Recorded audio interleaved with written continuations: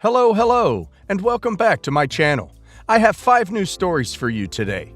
First one is about OP, who kicked her mother from her dad's funeral because she brought her new boyfriend to the funeral. Enjoy the stories, guys, and don't forget to like and subscribe. And of course, don't forget to leave a comment. So, today is the anniversary of my stepdad dying in a car wreck, and it's bringing up a lot of memories. His death caused a huge split in my family. My mom was in the car with him and saw him pass, but it didn't seem to affect her at all.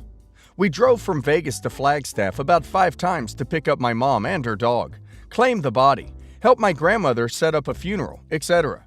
We also paid for all 3 of his funerals, one in Denver, one in Vegas, and one in Arizona, because he had friends and family in each state. After the first funeral, my mom moved in with me and my husband and our kids. The last funeral was when he was actually laid to rest in Arizona, and my mom said a friend was taking her down. We couldn't go because we had to work. Unfortunately, I got a call from my grandmother, who was hysterical, saying the man that mom brought was her boyfriend she had met on POF after my stepdad passed. They were hugging, holding hands, and kissing at the funeral. I calmed my grandmother down, and she told me my stepdad had left both of his insurance policies to me and her. She said she would send my portion of the money the next day. Well, my mom overheard her, and when she got back to Vegas, she demanded the money. I went off on her and called her all kinds of names for bringing a stranger to my dad's funeral, and told her absolutely not was she getting the money.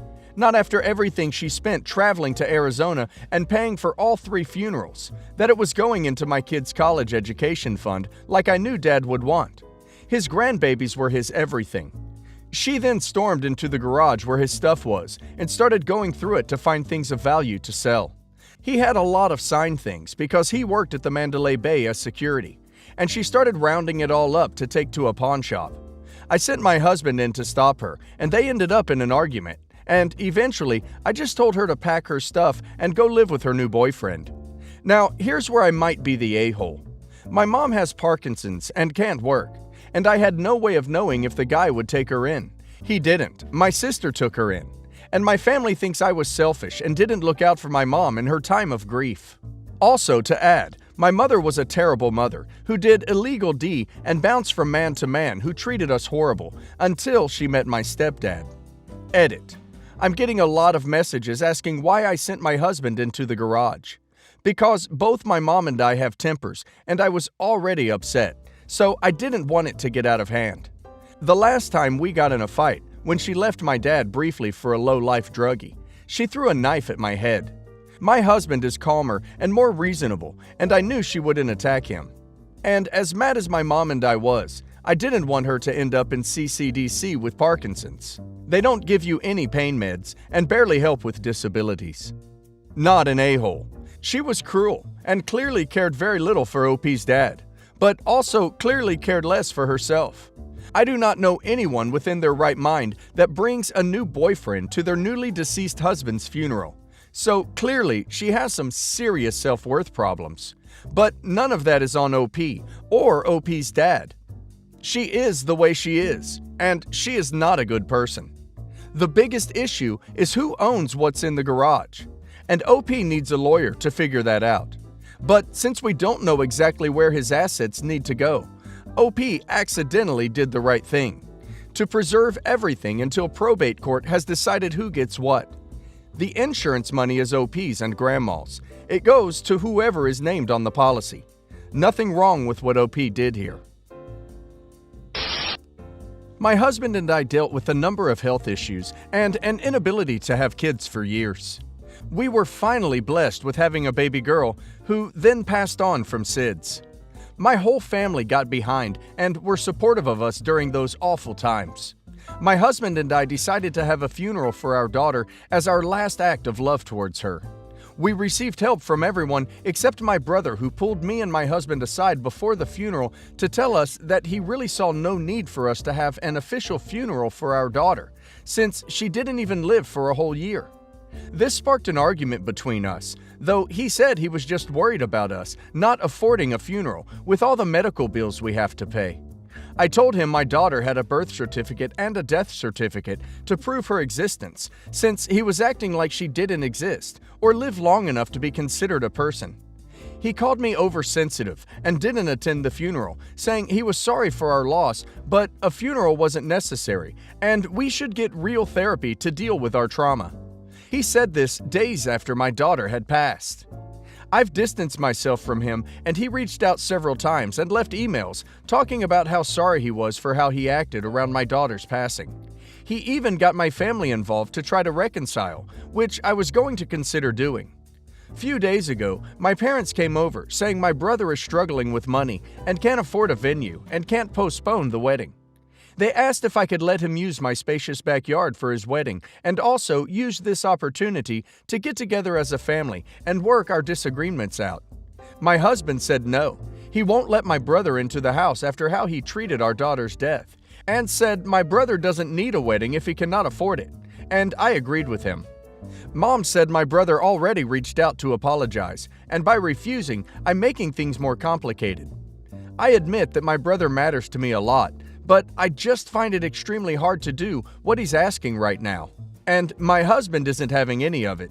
He keeps saying no, and stated that if I let my brother have his wedding in our house, then he'll pack and move out, so this has created an issue in my marriage. My parents said my husband is the problem then, and is emotionally abusing me and isolating me from family. That's when I got into an argument with them and told them to drop it, but they kept saying I was lashing out of grief and hurting everyone around me. I said I will not do it, and they had to respect that, but they still say I'm just parroting my husband's words because I'm probably afraid of him and whatnot, and asked how long I'm going to be resentful and hold a grudge against my brother. Not an a-hole. Why should OP sacrifice her marriage just because her brother is hella cheap? If he wants to get married, he can just go to the courthouse and save up for a big old party later. Or he can maybe contact the local park. OP's brother should have just shown up at the funeral and kept his full mouth shut. If he was that concerned with OP's financial problems, he could have chipped in money to help OP with her bills. I, 41 female, have 3 brothers. A, 44 male, B, 42 male, and C, 38 male. I am the most financially successful of my siblings, both because of my own accomplishments. I started my own successful company, but also because the man I married comes from a wealthy family. My brothers treated me like an ATM for years, until I finally put a stop to it and closed the Bank of OP.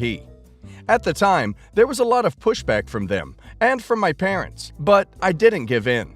My father died 4 years ago. He didn't have much insurance, and I ended up paying for his funeral. I did this for my mom, so she wouldn't have to worry about it. My mother got sick late last year and had been declining ever since. It got to the point where she needed constant assistance. While I could and did hire nursing help, Mom wanted one of us there with her almost constantly for the last 6 weeks. 2 of my brothers, B and C, almost never came to stay with Mom. For the most part, it was just me and A taking turns being with her. I was spending every other night at Mom's apartment, and often more. My mom died 2 weeks ago. My brother A was her power of attorney and had her will. She wanted everything to be divided equally among the 3 boys. I was excluded completely. I was extremely hurt. It felt like a slap in the face. It's not the money. Mom didn't leave much. It was the lack of regard. I felt like I didn't even matter, even though I was there for her when she needed me, unlike 2 of her sons. I know she knew I didn't need the money. Before anyone says anything, I completely understand that it was my mom's money and her decision what to do with it after she died. That doesn't mean it doesn't hurt. The 4 of us go together about a week after the funeral to Mom's apartment as we are cleaning it out. A hands me the bill for the funeral. I looked at it and asked him how he wanted me to send him my share. A told me that he and the other 2 assumed that I would pay for it like I did for Dad. I told him that I did that to help Mom. B and C pipe in that they don't have money to pay for it. I told them that was bull since they were going to be receiving money from Mom. They said that wasn't fair. I told them they were right. Since they were the ones that got money, they could pay the entire funeral. We argued and I ended up walking out. They came to my house 2 days later to demand I pay, and I kicked them out of my home. I admit I told them to pay it themselves out of hurt and anger. But even after I calmed down, I think I'm right. The funeral is Mom's final expense, and the cost should come out of her estate. My brothers are saying that I am being petty. Even my husband says to just pay it and avoid the uproar. I don't want to. Am I the a-hole for not wanting to pay for the funeral, even though I can easily afford it? Not an a-hole. Family and money are the root of all evil. Just because OP is well off doesn't mean she should pay 100% of everything. I think the logical thing to do is split the cost evenly. The fact that OP's brothers are in their 40s and late 30s and are acting like this is insane. Update. My brothers came by my house last night to talk. They said they had gotten together to talk and realized they were wrong. That was so nice to hear. They apologized to me for assuming that I was paying for the funeral and even offered to split their inheritance with me. I can't tell you how much that meant to me. I told them no on splitting. That isn't what Mom wanted. I told them I would pay a quarter of the funeral bill, even though they said I didn't need to. Since the age of 5 or 6, my dad dropped out of my life, and I never knew the reason until I, 29 male, was 18. My mom had passed around the time that he left, and my grandparents could never reach him. Came to find out, he had given my mom a completely different name to cover his tracks because, turns out, he was married, and I was his affair child. I found him by doing an ancestry kit and got matched with my half-brother. For almost 3 years I tried to get to know him, but my older half-siblings were particularly nasty towards me, and he told me it wasn't going to work out. Got kicked out of his life a second time. That's the last time I saw him, until a few months ago. He's been battling cancer for a while, and his time was now limited. My dad really wanted to see me before he passed, but I told him no. Then his kids and wife wouldn't leave me alone about it either. He called me again, this time promising to leave me a large sum of money, which was in the 100,000s, little over what he would have owed in child support. If I agreed to meet, at least for a little bit, don't have to say anything to him, and also attend the funeral. So I accepted the deal, met him. It was anticlimactic. Let him say whatever he wanted to say and left. Well, he died, and because I'm a man of my word, I attended the funeral.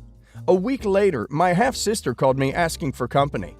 I said no. Our deal was done, and that's it. She thinks because I was there on his deathbed and at the funeral, it means that we were going to be there to support each other.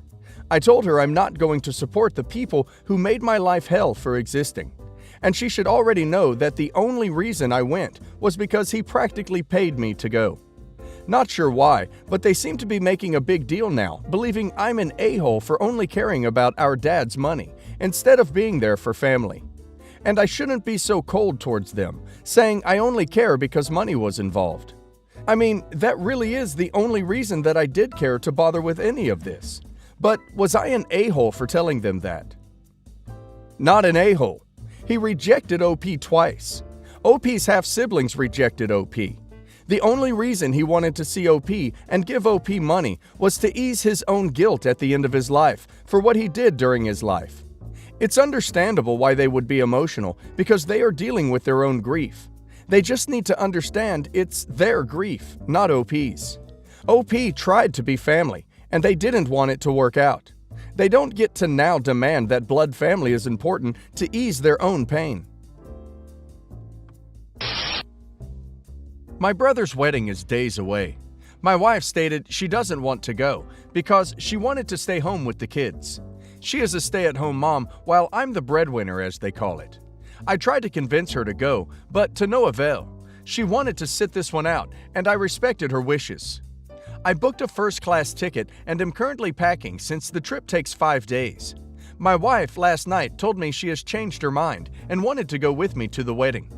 I said great, but the argument started when she expected me to book her a first-class ticket in the same plane I'm on. I said it was impossible since reservations have been made ahead of time, and there wasn't an empty spot in the first class. She said fine, and we'll catch the next plane, but I had to book her in first class as well. To which I said no, because I already set a budget for her, but since she said she wasn't going, then I spent the money on stuff I needed for the trip. She asked what she was going to do then, and I suggested she pay her own first-class tickets. She didn't take it well and called me a jerk for suggesting that since, unlike me, she has no money, and that since she takes care of the house and kids, then I should be paying for her ticket as an appreciative gesture, and added that I probably don't want her to go and was making excuses by refusing to pay for tickets to get her to stay home with the kids. I told her it wasn't my fault she said she wasn't going, and she ended up spending the money I set aside for the tickets. She said I still have money and can afford tickets for her, and as her husband and the breadwinner, then that's my obligation. But I refused and told her she needed to figure out these arrangements on her own since she changed her mind last minute. She got upset and said I was awful and selfish by thinking it's okay to leave her behind like that. I insisted it was her fault from the beginning for not being straightforward, but she kept saying I'm selfish and want to exclude her from her brother-in-law's wedding. She has been arguing with me about it since last night and making me feel awful with the name she is calling me after she said she won't forgive me for causing her to miss the wedding. Am I the a-hole or is she? Yes, an a-hole. I honestly think this is a much bigger issue. Yes, she shouldn't have waited until the last minute to tell OP she wanted to go. However, OP is acting like they have separate finances and OP's money is only for him. If OP's wife is a stay-at-home mom, how is she making money to pay for a plane ticket? I'm guessing this is something that has been building for a while, and that this was the last straw with OP's wife. If it hadn't been this argument, I honestly think another one would have come along.